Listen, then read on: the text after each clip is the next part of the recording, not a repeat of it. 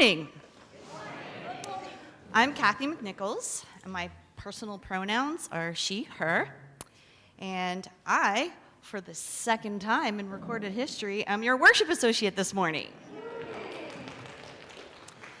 We are so delighted that you are joining us today.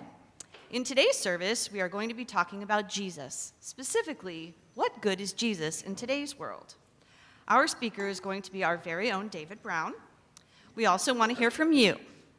This is a two-way conversation, and we want to hear what you have to say about the historical Jesus. I hope you will join in the conversation. We have lots of music planned for this morning, and it all begins with the Christmas carol on 237, The First Noel. If you are able, please stand with us, and let's all sing together.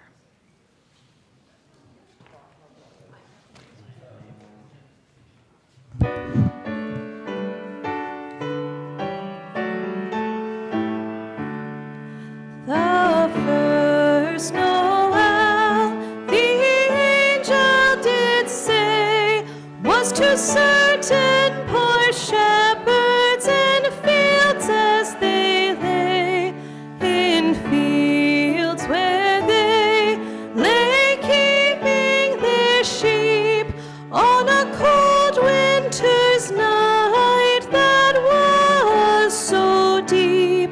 Noel, Noel, Noel, Noel, born is the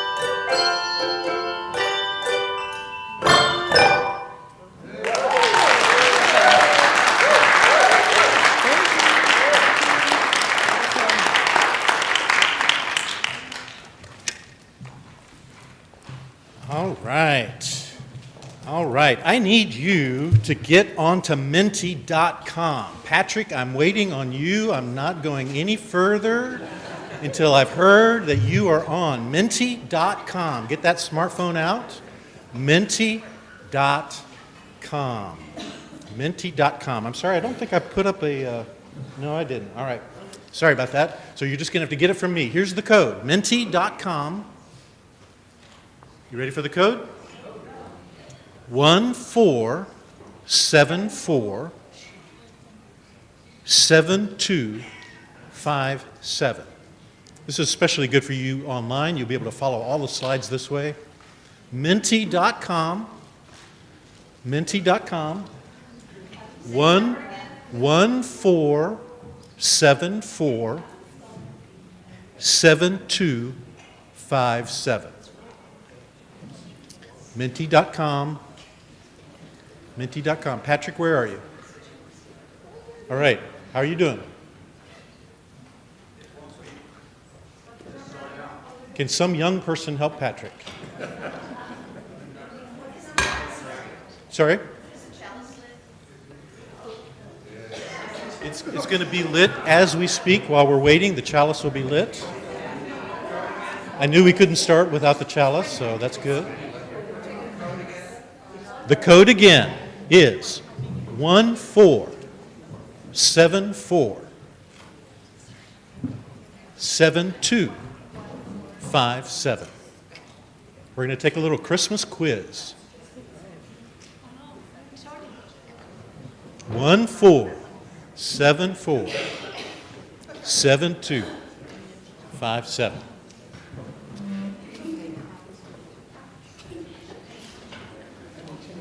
Are you with me, Patrick? No.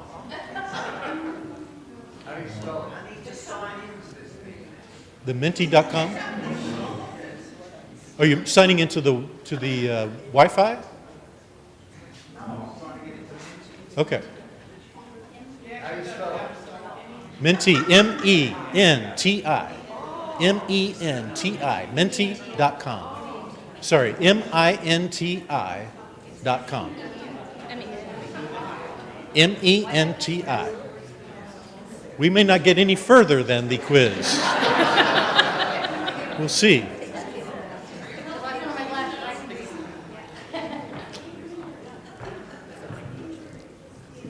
If you put on your really strong glasses, the code is at the top of the screen. See it up there? It says Menti code. If you can, it's small, but anyway. Bring your binoculars to church next week. Menti.com, M-E-N-T-I.com, Menti.com, 1474 7257. Who's connected? All right. Congratulations. You got it?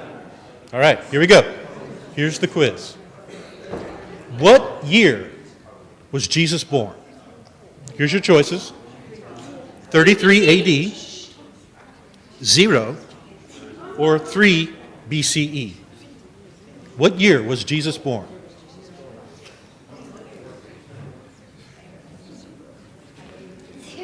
All right. The truth is, we don't know. Most scholars today think it was 3 BCE. We think we're off 3 years from the 0. You know, if in a perfect world, we would be at 0, right? That's kind of what's supposed to be, but that's not the way it turns out. All right, here we go. Was Jesus born on December 25th? No. All right. The correct answer is the Bible doesn't say. Probably not. Most scholars think it was sometime in the spring, just based on the way they're describing what's going on in the area. All right, here we go. Was there an ox and an ass at the manger?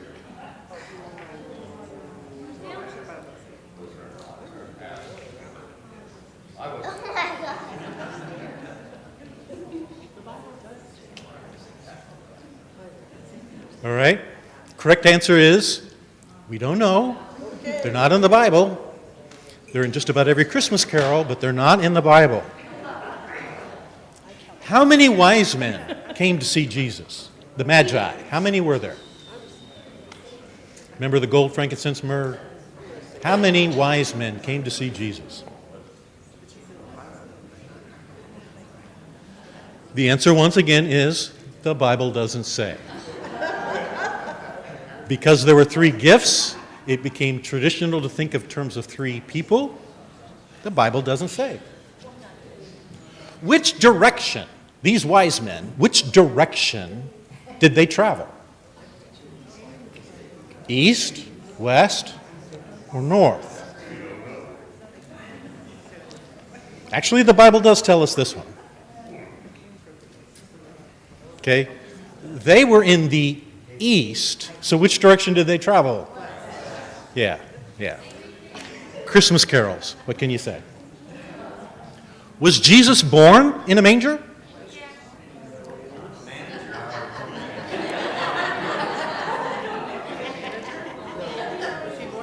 Or a manager?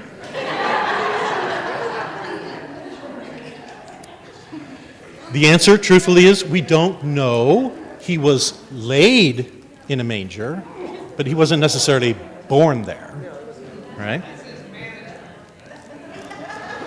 Which Gospels, I'll give you a clue, there's 4 Gospels, Matthew, Mark, Luke, John.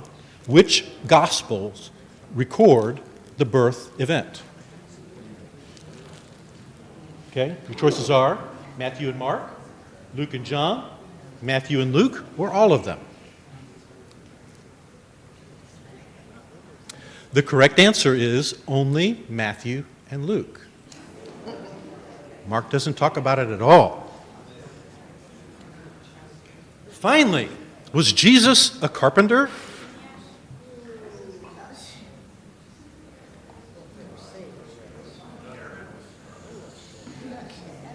We are told that his father was.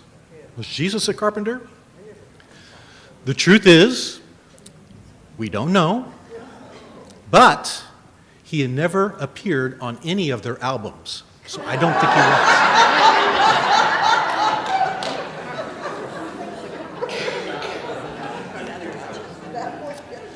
Scholars who look deeply at Matthew and Luke's account of the birth find lots of problems. To begin with, the genealogies of Joseph don't match. They both claim to be Joseph's genealogy, but they list different fathers and different grandfathers. And really, what's the point of listing Joseph's genealogy when Jesus was supposedly not fathered by Joseph? This never made sense to me. So Luke talks about a worldwide census. And that's not referenced in any historical Roman records. Now, relatively speaking, we have good records from the Romans. So this is a bit troubling. In Matthew, Mary and Joseph flee to Egypt after the birth to avoid Herod's bloodbath. But in Luke, they just go back to Jerusalem and then go home. No mention of the infanticide. One has guiding stars, one has magi, the other features shepherds. We could also mention the fact that these accounts were not even written down until at best 70 years after the events occurred. What exactly do you remember from 70 years ago? And also think about how the gospel accounts quote what people said, word for word. For instance, they tell us what the Magi said to one another while they were traveling. How is that possible? Many Christians take offense at the claim that the stories in Matthew and Luke cannot be reconciled, and they can't be facts. But Christians don't need to take offense at this. The accounts of Jesus' life in the New Testament have never been called histories. Instead, they've always been called gospels. That is, proclamation of good news. These are books that are meant to declare religious truths, not historical facts. The story of the Christ child and his appearance in the world can be founded not on what actually happened 2,000 years ago, but on what really does happen today in the lives of those who believe that stories such as these can convey a greater truth. It wasn't long ago that there was a buffoon of a politician who made all kinds of crazy and bizarre statements about the world, things that were obviously not true, not facts. We were told that we need to take his statements seriously, not literally. Now, while I think that's an absolutely insane way for a politician to act, it's actually a very valid way to look at literature. So here we are, Christmas time. What is the good news that these gospel writers are trying to convey? If the stories are not fact, can they still be true? Can they hold something of value for us today? I believe they can. So here's takeaway number one. What good is Jesus? Well, here's the story. There is a force at work in the world that is moving us towards love. Now, you and I might bristle at calling this force God, and for good reason. The idea of a person, a superhuman, sitting up in heaven watching over us and deciding to send his son to earth to pay the price for humanity's sin is problematic on so many levels, not the least of which is the idea of a blood sacrifice. But if we can step back from a literal interpretation of the Bible to an interpretation that views these writings as literature, then we can see some bigger themes here. The idea of God becoming incarnate and coming to earth to help humanity is not just a Christian idea. There are several Greek gods who came to earth, some who were even born of a virgin, which predates Christianity by hundreds of years. So what is the big idea here that biblical writers and those who came before are trying to say to us? Well, here it is. There is something out there that is moving humanity, influencing humanity in a good way. Some call it grace. Some would say this is the Holy Spirit or the indwelling Christ. Some might call it Buddha nature. Some would simply say it's the work of evolution. As humanity evolves, it becomes more loving. As Martin Luther King said, the arc of history is long, but it bends towards justice. Now, we might question how loving humanity is evolving to be given current events, but thinking about it in evolutionary terms helps us to see the bigger picture, the long view. We didn't evolve from single-cell organisms in 2 or 3 generations. It was a process of trial and error, lots of error, millions of years of error. But how else can we explain people doing loving things? How do you explain forgiveness or long-term relationships? How do you explain the Mother Teresas of this world or those who volunteer at Micah? Why would anyone do that? Charles Peirce, American scientist, mathematician, and philosopher, the father of pragmatism, maintained that evolution was actually driven by 4 forces. The first 2 were standard chance and necessity, which in standard Darwinianism are what drive mutation and natural selection. And together these 2 create the third force that we call evolution. But Peirce maintained that those 3 forces couldn't give you anything even vaguely resembling the evolution that we actually see. For that, he said, you need a 4th force, beyond chance, necessity, and evolution. Peirce called this 4th force creative evolution, or evolutionary love. He maintained that there must be an inherent drive in the cosmos to create order out of chaos and consciousness out of rocks. There is a force in the universe that is moving towards more complexity, more order, more wholeness. In the November 16th issue of New Scientist magazine, biologist Michael LePage wrote an article showing how the traits of groups are just as strong in evolution as are the traits of individuals, even slightly stronger. Biologists from Charles Darwin onward have realized that being a part of a successful group is crucial for survival. How we treat one another is crucial for our survival. So it makes perfect sense to see that being more loving is evolutionarily beneficial. If we personify that evolutionary force, we might call it God. We might say things like, God is working in the world and moving us to be more loving. It's the same as when we say trees want to be in the sun, so they grow towards the sunlight. Well, trees aren't deciding anything. It isn't willing itself to grow. Trees just grow.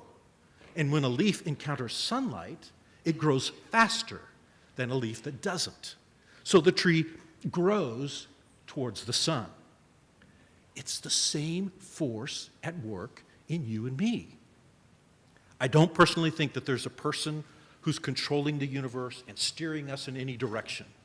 But it makes perfect sense to me to say that when I act in loving ways, my life is better. I am happier. So I grow faster in that condition. Hence, over time, my life grows toward love. I'm evolving towards loving actions. This is the primary message of the Christmas story. Love. Love is here. And get this, up until this time in history, if a human wanted to interact with this life force, with God, they felt they needed to make a sacrifice. They saw their relationship to this God as transactional. If I sacrifice this, you will grant me that.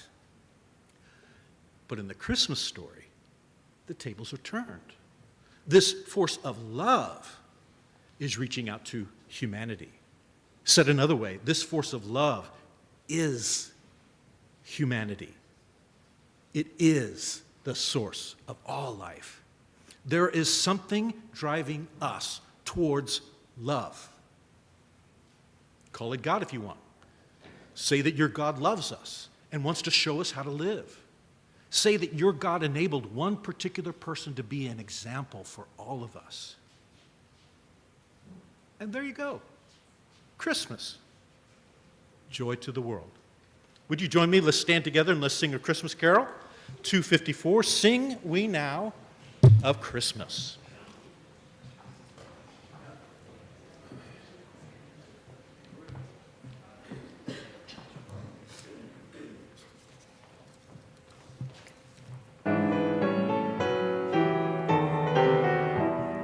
Sing we now of Christmas, Noel sing we here.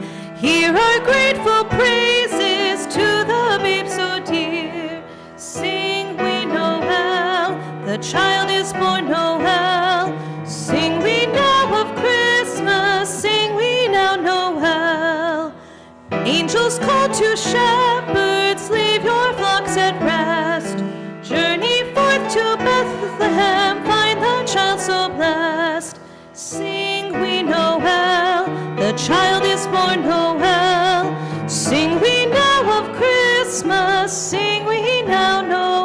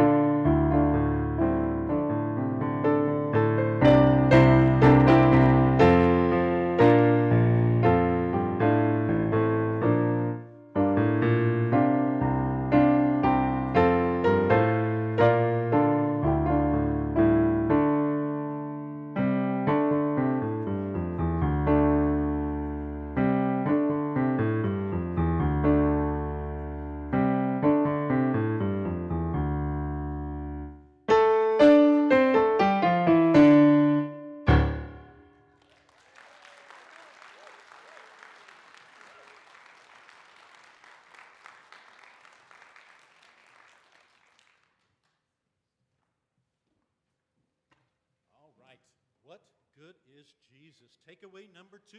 Jesus gave us a lot of great teachings that move us along the evolutionary path of love. So let me ask you this. If I ask you, what did Jesus teach? What's the first thing that comes to mind? You can either type it in or speak it out. Love. What else? Kindness. Forgiveness. Justice. I heard something else. Non-judgment. Anything else come to mind? I'm sorry? Generosity. Mm-hmm. Isn't that amazing that those are the first things that come to our mind? Didn't that say something? Forgiveness, giving to the poor, acceptance, love everybody, tolerance. Yeah. The so-called Sermon on the Mount is one of the most profound and beautiful expressions of how to live ever recorded. And again, we could talk about those teachings that were not written down for decades. Are these the actual literal words? We probably don't know. We could talk about how Jesus never wrote anything down that we know of. So we could pick apart whether or not Jesus actually said many of the things in the Gospels. And many scholars do exactly that. But for our purposes, let's acknowledge that the events recorded in the Gospels are not meant to be literal, historical records of fact. They are Gospels. They're proclamations of good news. What is the good news found on the Sermon on the Mount? Can we take it seriously, but not literally? Blessed are the poor, is what Luke says, or poor in spirit, according to Matthew. The kingdom of heaven belongs to them.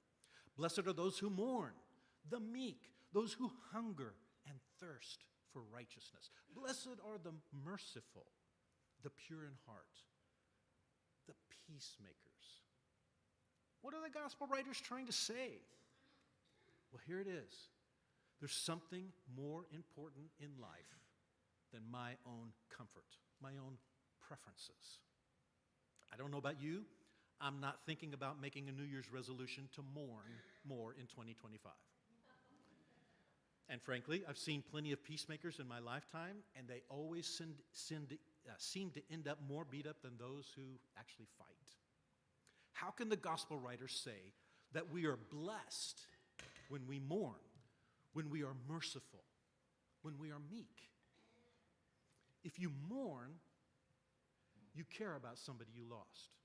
If you're merciful, you care about someone who has failed. If you're meek, you're putting the needs of others ahead of yourself. The gospel writers are pointing to the idea that when we act in loving ways, our lives are better in the long run. There's nothing fun about being poor or even poor in spirit. But from the viewpoint of love, there are advantages. You know, we assume that evil always comes from pain. And it seems logical to us that it's hurt people who hurt others. But it doesn't have to be that way. Hurt people can also recover. They can forgive. They can move on. And really, that is our only hope.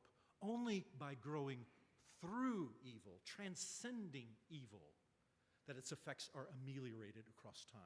We can devolve into evil, or we can evolve into love.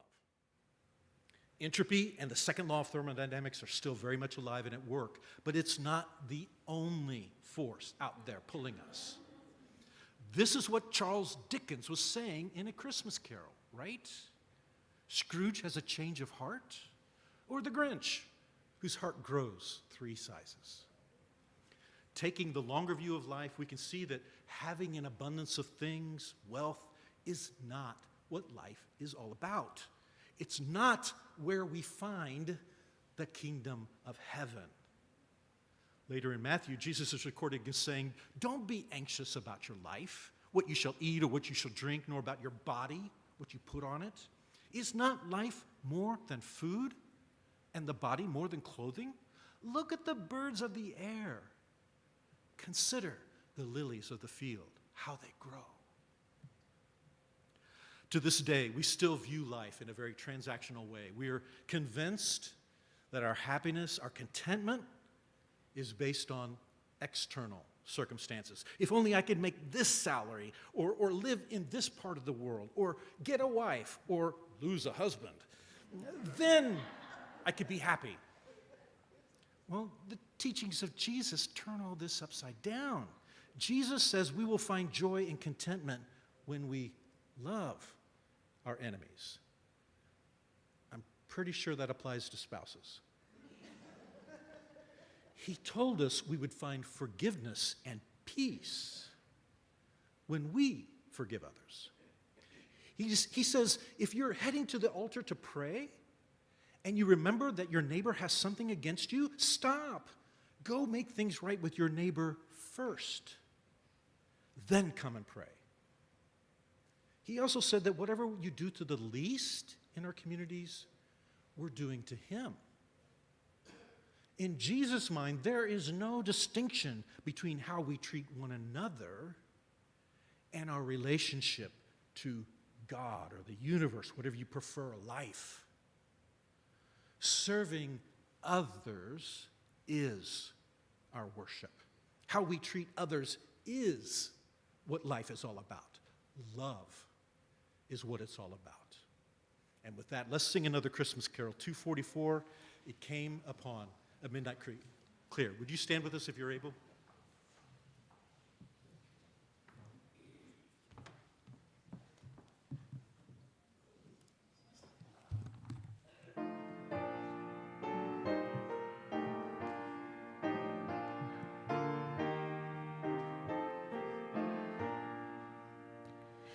It came upon the midnight clear, that glorious song of old, from angels bending near the earth to touch their harps of gold.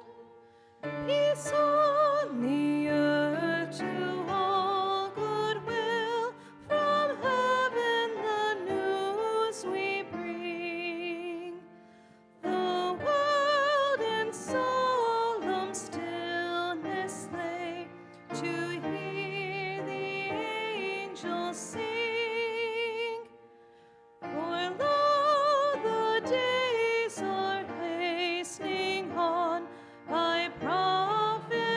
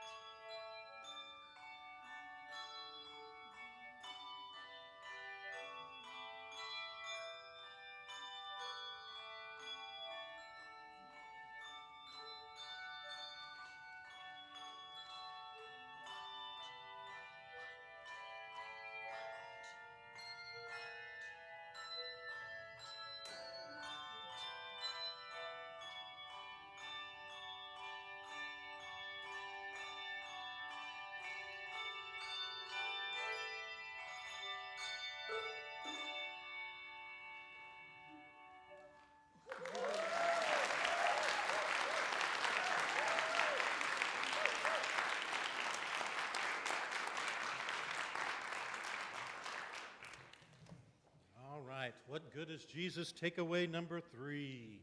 One person can make a difference. One person can make a difference. Tell me someone who's changed your life. You can either speak it out or type it in. Connie Moore. Connie Moore. It's COVID. Sorry? It's COVID. Miss COVID? Coldbridge, okay. My mother. My mother. Who else? Okay, Vera? Is that what you said? Who else? Teacher?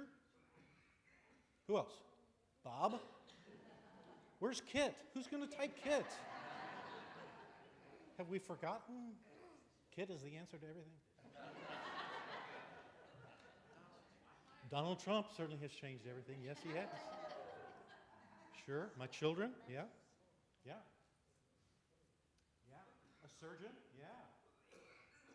Yeah. Absolutely.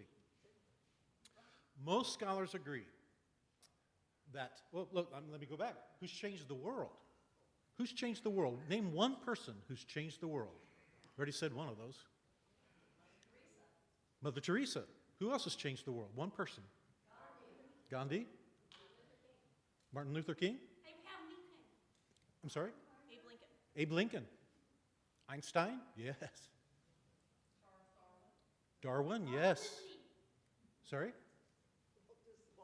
Walt Disney. Absolutely, yes. Absolutely. Yeah. The internet? Yep. Most scholars agree that the... Broadway. What was that one? Broadband? Broadway. Okay, all right. We'll go with that.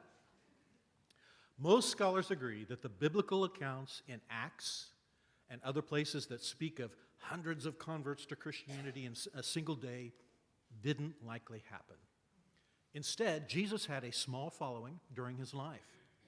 Following his death, that small band of followers struggled to make sense of what had happened. Contrary to what you may have heard, not everybody agreed in the early church. Paul and Peter had very serious disagreements about what all of this meant. Early church fathers had huge disagreements about who Jesus was and what his death meant. Christians are still arguing about that today.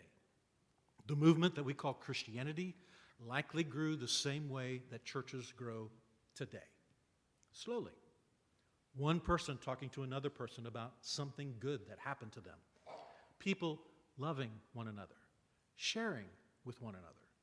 The church evolved. Christianity evolved. And we can do the same thing today. One person decides today to invite a friend to an event at the UUFF. Another person decides to forgive a sibling and to work to restore a broken family. Another person volunteers at Micah or volunteers to teach in our RE program. Another life gets blessed. Another person is moved to be more loving. And the cycle continues. Humanity evolves. Love grows. This really is good news. It's the gospel. There is a force in the universe that is pushing us to be more loving. There's something inside us that is evolving us, making us more willing to cooperate, more willing to empathize. There are people like Jesus who gave us very inspirational and aspirational teachings, teachings that also push us in our evolutionary path towards more love. Finally, we can see that one person doing and living in a loving way can make a difference. This is the good news. This is the gospel. This is the Christmas story. And we need this today. Would you join me standing? Let's sing our final Christmas carol, 231, Angels We Have Heard on High.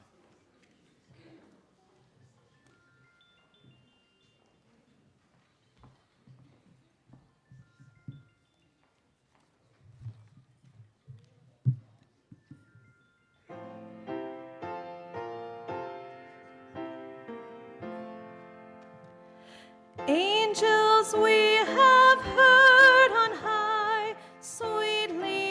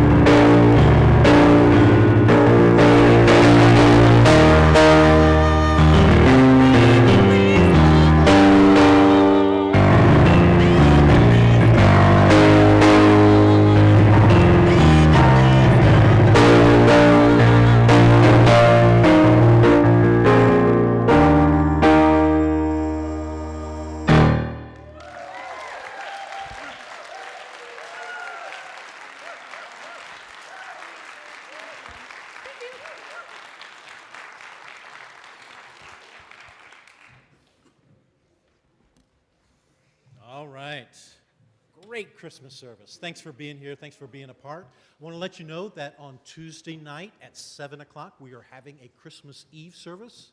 Tuesday night, 7 o'clock, right here. Lots of music. We have a quartet that's going to be singing. Our ladies group's going to be singing. We're going to do lots of Christmas carols. We're going to do the candle lights and all that good stuff. I'm going to talk about incarnation for atheists. Color me Scrooge. I think it's going to be a fun service. I hope you'll come and plan to be a part of that.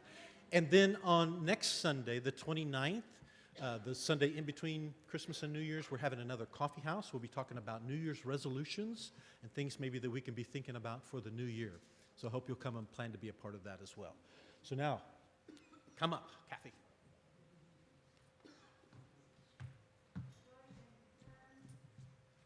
Got it. On it. On it.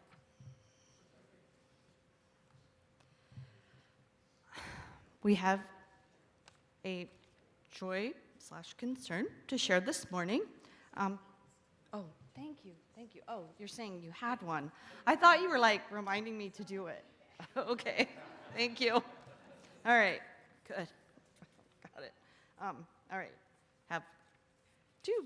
A joy and a joy-cern, I guess the kids used to call it. My joy, first of all, is thank you, Kit, for reminding me to light that chalice, because, geez, I got one job. Like, come on. So, thank you, Kit, for reminding me. All right, so the first joy that I have comes from Beatrix Connor, and her joy is that we have a new baby cousin. So fabulous. Love that. And I have a joy and concern from Marsha Wilson. She says, I signed my final divorce decree. I am happy to be divorced soon and to get my house, but now I have to figure out how to refinance on minimum wage. So.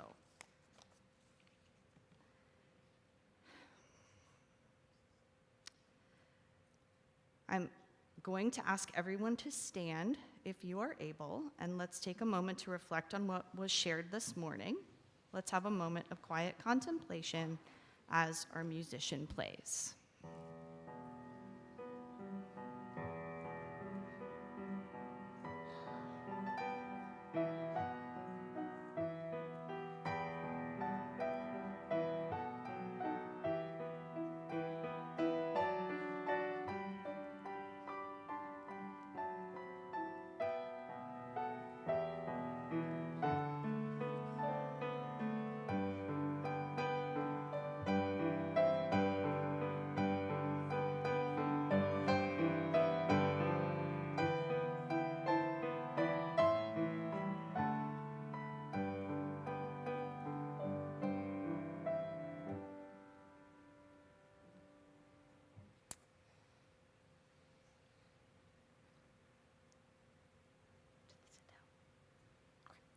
If you would like to contribute financially to this fellowship, we invite you to quietly go to the back and place your gift in the offering basket, which is located near the rear exit. If you have enjoyed today's service and want to see this fellowship grow and continue to be a positive light in our community, then I encourage you to give generously to support us. Perhaps this morning you have a private joy or concern on your heart. If so, we invite you to silently come up and place a pebble in the bowl of water as a token of what you are holding in your heart. If you have a concern and need to speak with someone, a member of our pastoral care team will be seated in the circle of chairs right up front here to my left. You are invited to come and speak to them or to speak with Pastor David during this time. We invite you to give the offering basket in the rear of the auditorium, the pastoral care team up front, share what is on your heart right now. We invite everyone else to remain in a quiet and meditative spirit. We will close our service momentarily.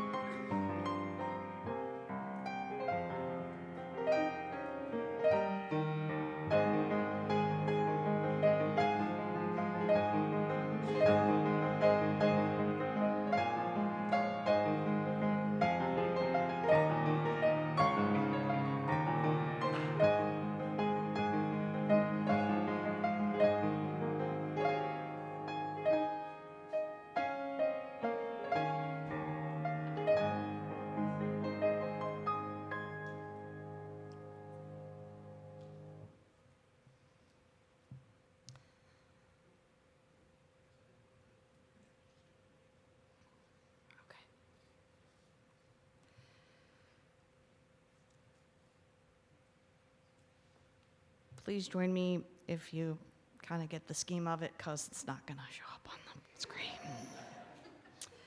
We extinguish this flame, but not the light of truth, the warmth of community, or the fire of commitment. These we carry in our hearts until we meet again. Thank you. Merry Christmas.